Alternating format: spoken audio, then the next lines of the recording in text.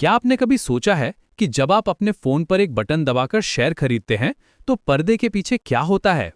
अक्सर नए इन्वेस्टर्स इसी उलझन में रहते हैं कि पैसा कहाँ फंसा है, शेयर कहाँ रखे हैं, और ये तीनों अकाउंट डीमैट, ट्रेडिंग और बैंक आपस में बात कैसे करते हैं। आज हम इस पूरे सिस्टम को समझेंगे जिसे मैं कहता हूं ट्रायंगल कनेक्शन। दोस्तों, पहले समझते हैं कि ये तीनों अकाउंट क्या हैं।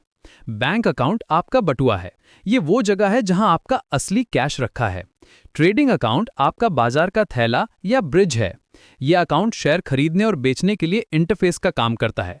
और डीमैट अकाउंट आपकी तिजोरी है। जैसे आप सोने के गहने बैंक के लॉकर में रखते हैं, वैसे ही खरीदे हुए शेयर्स डिजिटल फॉर्म में यहां स्टोर होते हैं। अब बात करते हैं 3-in-1 अकाउंट की।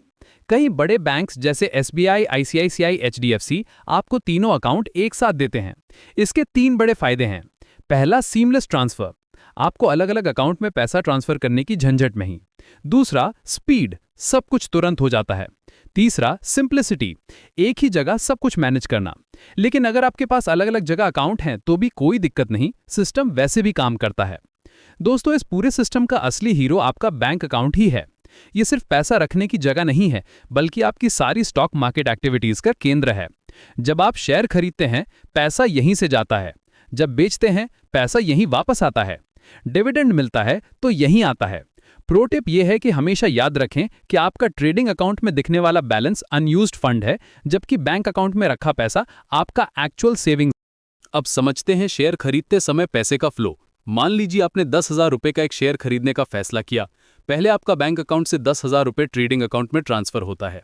फिर जब आप बाय ऑर्डर देते हैं तो ये पैसा ट्रेडिंग अकाउंट से स्टॉक एक्सचेंज को चला जाता है। स्टॉक एक्सचेंज इस पैसे से आपके लिए शेयर खरीदता है और अंत में खरीदा गया शेयर आपके डीमैट अकाउंट में आकर जमा हो जाता है।